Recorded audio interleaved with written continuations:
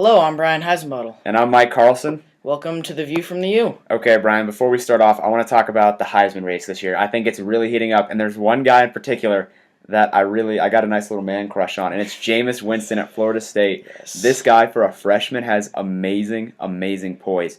I mean, I've seen him throw the short ball, I've seen him throw the intermediate ball, and then he throws the long ball with such perfection and with such great arc on it that he's amazing. And I don't think he gets enough credit because he's a freshman. I mean, playing at Florida State, and there's a lot of other guys I think out there who had a lot more hype coming into this season. He was relatively unknown, but this guy, I mean, you look at him and you first of all start to compare him to a Johnny Manziel type of figure. He's prolific, he can run, he can pass, and he's an amazing guy. He's amazing at improvising, I guess you could say.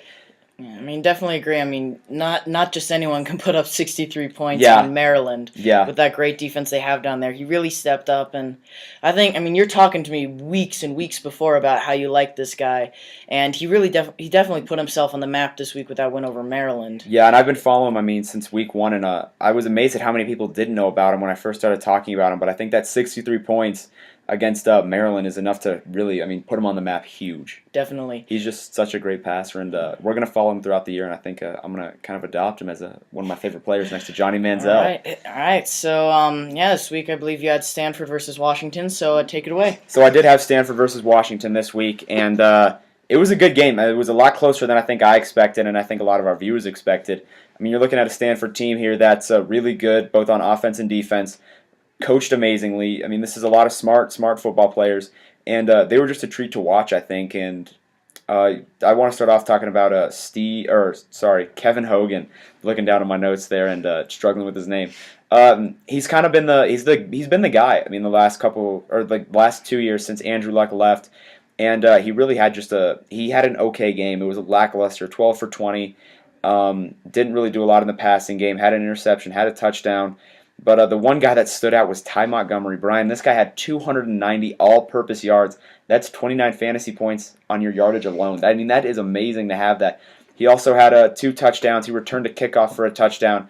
This guy did it all, and it was a really cool story to watch because he avenged last year's poor performance where he dropped several passes, just wasn't running his routes cleanly, with an amazing game here. But hats off to University of Washington as a team that their football program has been struggling since Jake Locker exited to the NFL. They played an amazing game. Their quarterback, Keith Price, threw for 350 yards, had 2 touchdowns, and that close score was because he rallied them in the final couple minutes of the game and brought them within a field goal, which they might have lost on the scoreboard, but I think this is a huge moral boost for the team because they had such a great game, and they played against a really tough Stanford team. And David Shaw, this guy is you want to talk about a coach who could come in and replace Jim Harbaugh, which is big shoes to fill. He's been to 2 AFC championship games and a Super Bowl. So this guy's a great coach, and Shaw stepped in and has filled his role perfectly, I think. And I want to spotlight one more guy, Brian. I think all of our viewers are familiar with Barry Sanders. I don't know if you've heard of him, but he's kind of one of the best running backs of all time. And believe it or not, his son plays football, and he goes to Stanford. And he's a freshman this year. He didn't play against Washington at all, but I watched him play the week before, in their blowout victory. And this guy runs so much like his dad. It's actually scary. I saw some of the jump cuts he was making, some of the speed and ability to break away. This guy's good, and I just kind of want to point him out because this guy, he's the understudy this year at Stanford, but next year he's going to be I think he's a legitimate Heisman candidate, and I definitely think without a doubt he's a legitimate NFL type of prospect. He just runs well, has amazing speed, and of course he has those amazing genes. So, Brian, I'm going to turn it over to you now. All right. So this week I was in the Big Ten for Northwestern, who just barely fell short to Ohio State. One of the big guys you have to highlight who had an absolutely great game was number 5, and where I am now, Venric Mark. He's quite a guy. He was Mr. Open Space in that game. When Northwestern was rolling on offense, there were always passes and runs to him where he just found space and he capitalized. I don't know what it is about running backs with number 5, but you saw it last year with Brandon Bigelow for Cal, who almost upset the Buckeyes as well. But he just showed up great, and it really was it really exposed a weakness in the Ohio State defense, which you really don't see often with a team like them. So Another great weapon for the Wildcats in that game was Kane Coulter and Trevor Siemian. Now these two have been used interchangeably a lot. That's something that they have been doing for a while, that Pat Fitzgerald has been doing for the past few years there. But they really interchanged a lot when Northwestern was rolling, and it was really good because Kane Coulter is was a very athletic quarterback. He's up there with some of the most athletic players in the Big Ten. He's very fast, can get outside, and he can also throw. But Trevor Siemian is the big passer. I mean, this game he really stepped up. 245 yards and 2 touchdowns. And he was really the big weapon that was used most in this game. But the problems ended up arising where they played Siemian too much, and when they tried to rely on Coulter near the end of the game, it just didn't really click for them.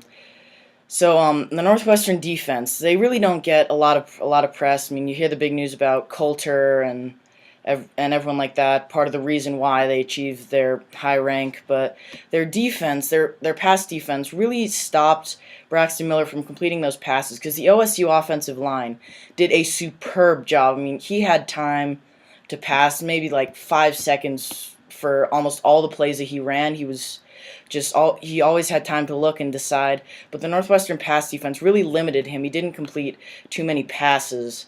But then again, going back to both teams, when they went into the red zone, all those offensive trends failed.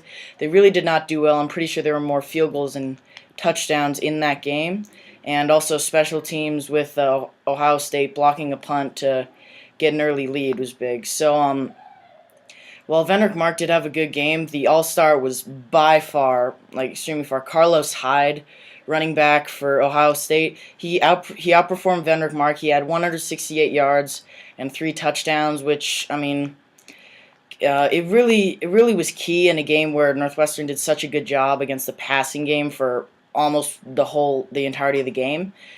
And he just stepped up and really gave the Ohio State offense life that they needed when they eventually took the lead and won the game.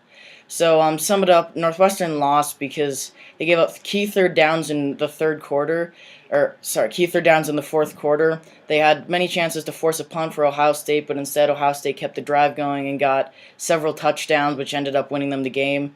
And also, Coulter wasn't played enough at quarterback in the second half because he really did have a good game, but Siemian did have a good game, but he started sort of declining in the second half, and then for the last drive, they sort of put all their chips on Coulter, and it might have not been the best coaching decision on the part of Pat Fitzgerald. So now Ohio State, they won because their defensive linemen, or their defense and offensive lines were superb. While I was saying Braxton Miller had a bunch of time, Trevor Siemian had no time. I mean, Ohio State, big program, big linemen, big strong guys. They really got to him a lot. They had 4 or 5 sacks, and just was a nuisance for Siemian and the entire Northwestern team for most of the game. So right now I'm going to bring Mike back on for next week. Mike? Okay, Brian, next week I'm going to be covering one of the 3 big M's in SEC football. I'm not going to be A.J. McCarron. It's not going to be Aaron Murray. It's going to be Johnny Manziel, my favorite player. He's going to be facing off against the Ole Miss Rebels this week as the number 9 ranked Aggies looking to come out with a victory here. I think Johnny Manziel, he's quietly had a good season. I think after all that drama at the beginning of the season, it's now kind of faded away, and he's back to doing Johnny Manziel things. You know what? Things that Johnny Manziel does best, and it's going to be really exciting to take a look at him. And I think down the road I'm going to look at those other 2 M's, McCarron and Murray, as both of those guys are all primed to go to the NFL and have a lot of great successes in front of them. Yeah, and next week I have Oregon State versus Washington State, and this isn't really a top 25 matchup, but it's definitely big in the Pac-12 because Oregon State, I didn't think much of them early in the season after the loss to Eastern Washington. I mean, they started ranked 25th, and it was a long fall from the top, basically. But, I mean, these guys, they're still showing life, and I think the bigger surprise was Washington State because last year was just a horrible season for them. And I remember a quote in their first game of the season against Auburn. They said they wanted to show that the bottom of the Pac-12 was better than the bottom of the SEC, and that really hasn't been the case because if you look at it, Washington State has by no means been the bottom of the division.